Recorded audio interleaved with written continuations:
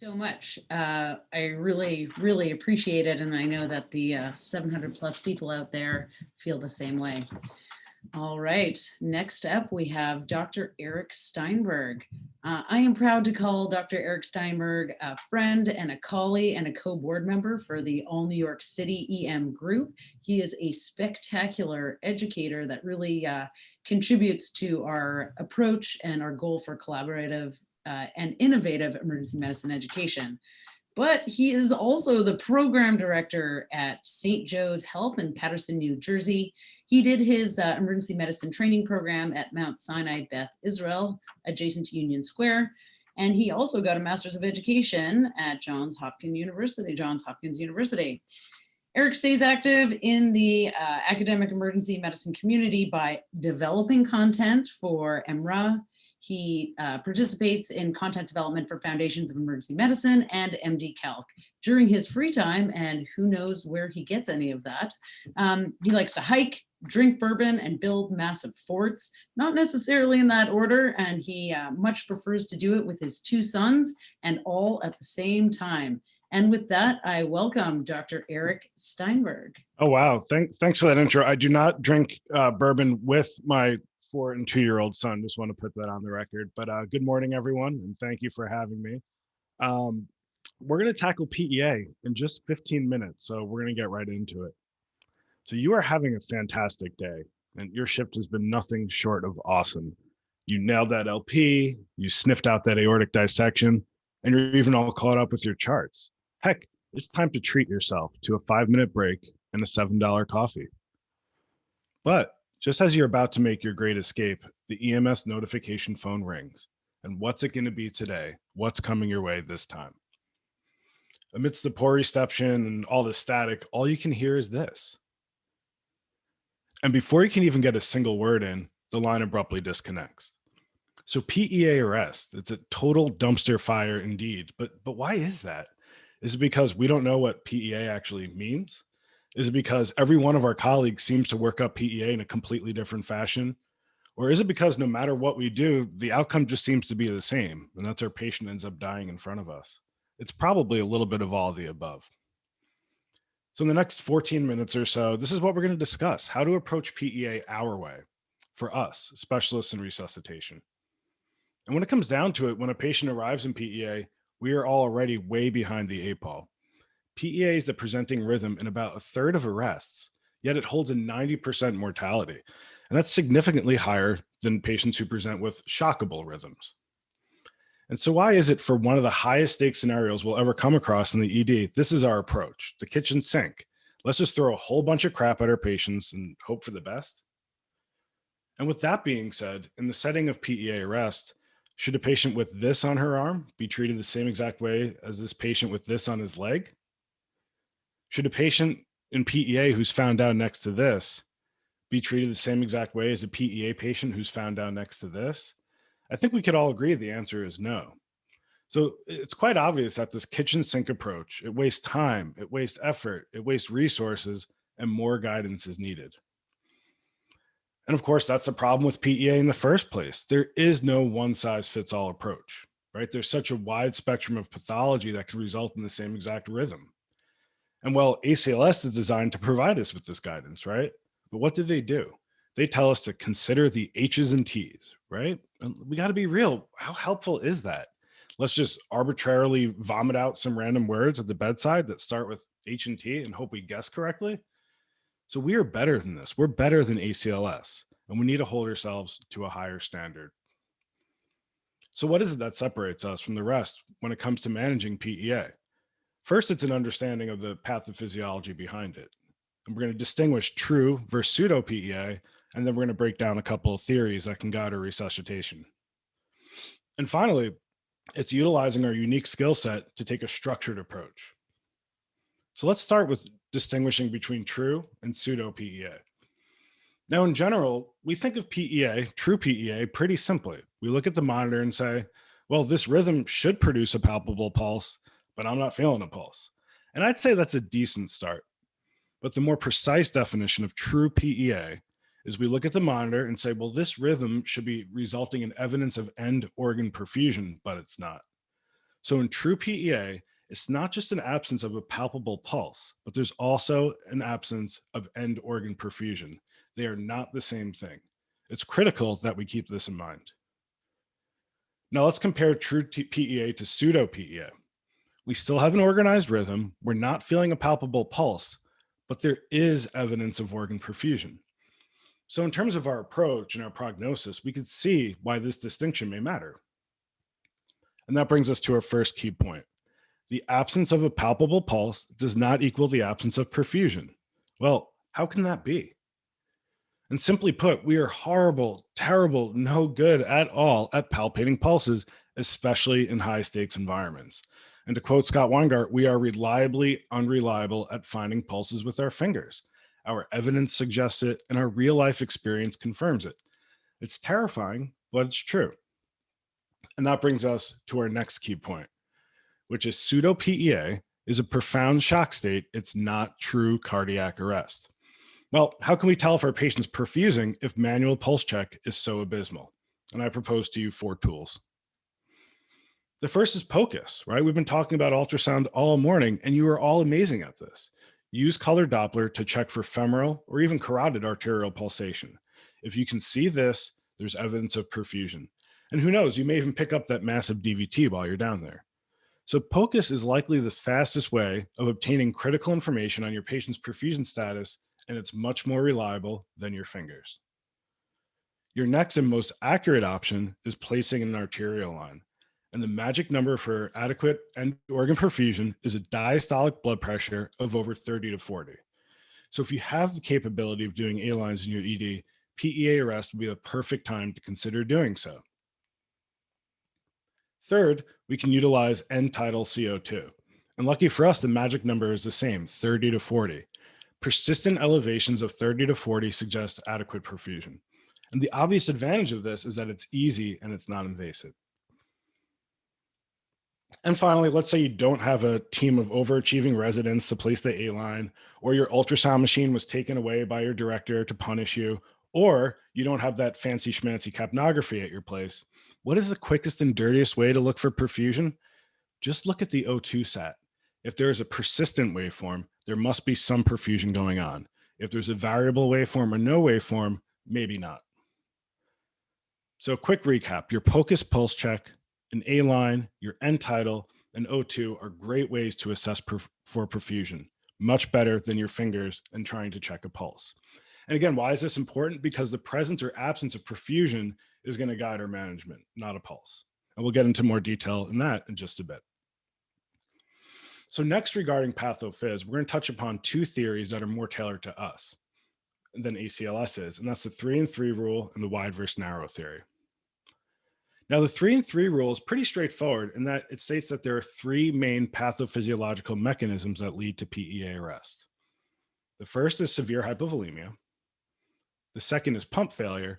And third is circulatory obstruction, which can be further divided into 3 major causes: tension pneumothorax, cardiac tamponade, and massive PE.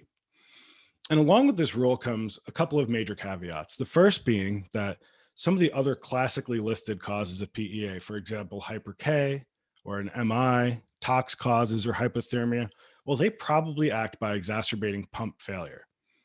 Okay, and the second major caveat is that trauma can cause any of these 3.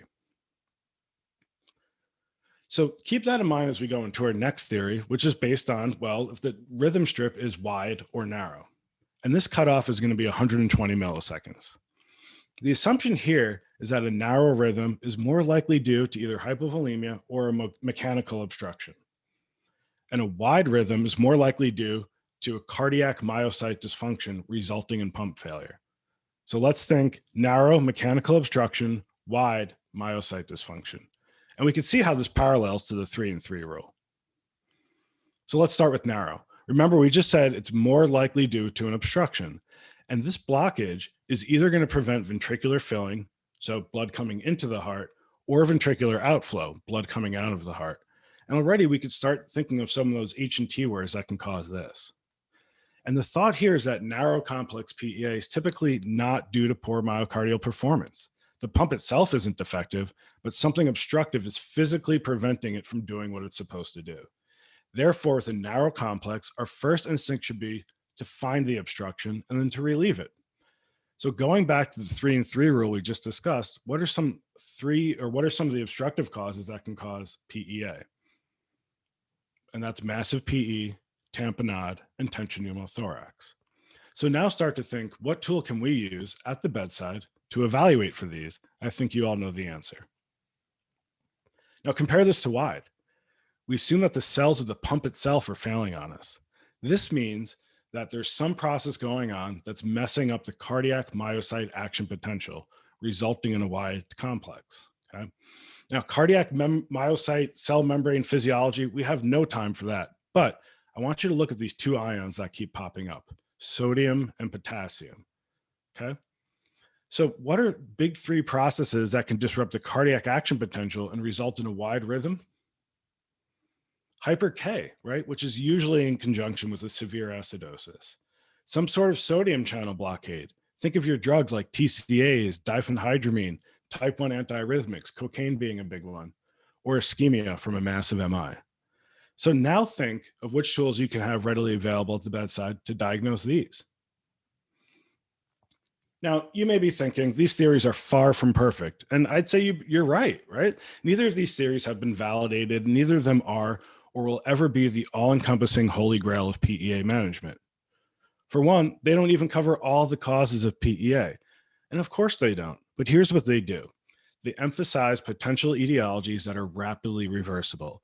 For example, massive intracranial hemorrhage with herniation can cause up to 5% of cases of PEA. We are not reversing that. And as we just learned, I said to assume narrow complex PEA is due to a mechanical obstruction. But of course, mechanical causes can present with a wide QRS rhythm. These exceptions include patients with pre-existing bundle branch blocks. Well, it's kind of selfish of them, but it's true. Or an MI or a PE that can result in a new bundle branch block. And finally, the end of the road. Prolonged PEA can result in a wide agonal rhythm just before cardiac standstill. And again, there's no coming back from that. So it's not perfect, but what they do is they provide us with a more sophisticated and a more precise framework to go by. And now, last but not least, in the last couple of minutes, we're going to touch upon the basic concepts of a structured approach to PEA arrest. 3 simple steps. First, we start with our preparation in the pre-arrival phase. Next, at our first pause in chest compressions, we need to distinguish between true PEA and pseudo PEA. And the easiest way to determine this is performing a POCUS pulse check. Then, from the second pause on, we shift our focus to identifying and treating rapidly reversible causes. Let's start with pre-arrival. Have your ACLS crash cart meds ready, but also have a vasopressor infusion ready to go, running in the background during the entire resuscitation. Get your gear ready. That means ultrasound machine plugged in, gelled up, ready to go. Have your O2 sat, end tidal, A-line, everyone ready to go. Minimum 2 people dedicated just to CPR. And then last and far from least is assign someone only to get collateral info. It should be the only job they're doing, whether it's from EMS, family, chart search, because info obtained at the point of care is critical to a PEA resuscitation. The next step is determining perfusion status, and that's when we perform our POCUS pulse check. And this shouldn't take more than 5 seconds. If no pulse, resume CPR, give your AMPA-VEPI, your patient is not perfusing enough to create a pulse on sono. This is true cardiac arrest. But if we see a pulse, this is a profound shock state. You don't need to do compressions. Get an A-line if you can, titrate your pressor to 65, and then move on. And the third and final step is seeking out and treating reversible causes. And as your team's gaining collateral info, your first step is working your differential by determining if the initial rhythm was narrow or wide. And so if it's narrow, we're thinking hypovolemia, we're thinking some sort of obstruction. All roads lead to the same tool. Yes, that's ultrasound, because it can diagnose any of these at the point of care. And so if we see a huge RV, think massive PE. A big effusion and diastolic collapse, think tamponade. If there's a collapsed RV, but you don't see an effusion, you got to move to the chest or move down, complete a rush exam to get more clues to find that tension pneumothorax or maybe that ruptured AAA, or that ruptured ectopic pregnancy. So for narrow complex, our first tool to use is the ultrasound. Compared to wide, where we're trying to figure out what's messing up this cardiac action potential, right? And so our most useful tools here are going to be our EKG and our point of care VBG, because they can rapidly diagnose all of these: hyperkalemia, sodium channel blockade, or a massive MI. And so with that, if the rhythm is wide, push that bicarb, push that calcium until you gain more information. There's virtually no downside. So yes, in some sense, we're definitely still guessing, but this is a much more educated and calculated guess outside of ACLS. So instead of throwing the kitchen sink at our patients, let's use our tools, let's use our resources, let's use our abilities that are outside the scope of ACLS. All right, quick rapid wrap up of the major concepts one last time. The absence of a palpable pulse does not equal the absence of perfusion. Use the adjuncts we discussed. True PEA is real cardiac arrest. That's when we need to do chest compressions. Epi, prognosis is abysmal. Pseudo PEA, treat it like a profound state of shock. Titrate your vasopressor to 65. Look for those reversible causes. Prognosis, still pretty bad, but it's much better. Instead of random words that start with H and T, think of the big three pathophysiological mechanisms behind PEA: hypovolemia, obstruction, and myocyte dysfunction. And if you forget everything else, here are the four things that can really impact our approach. POCUS, to ID ephemeral pulse, to evaluate the heart, and then do a rush exam if needed. VBG, to determine electrolyte abnormalities. EKG, to evaluate for ischemia or metabolic processes. And last but not least, the good old history and physical exam to focus on reversible causes. So the next time you take this dreaded call, you won't be thinking this, but you'll be thinking this instead. Thanks, everyone. Dr. Steinberg, that was great. Now, while the office employees definitely tried to learn CPR at one point, it went horribly wrong for them. And this was certainly the best medical education that's come out of the conference room at Dunder Mifflin and Scranton. So thank you for that. I have a couple of questions from the chat, if you can take them for us. First, this is from Nagar Mafi, who says, we only have a few seconds for pulse check during CPR. If we want to use end-tidal CO2 or pulse ox instead of the pulse check, how long does it take for us to see those changes? Yeah, it's a great question. So I think in real life, everyone's still going to be checking for a pulse with their fingers, and these adjuncts will give you additional information. If you have good end-tidal CO2, it should be within seconds to get that feedback. Okay, and then the second question is about the point of care ultrasound. This is from Janelle Lambert, who says, how do you really use this in practice? Are you going with the cardiac views versus the arterial pulsations for the pulse check? I've been seeing, she says, mostly people attempting to use the cardiac view with the ultrasound instead of getting these pulse checks with the actual pulse.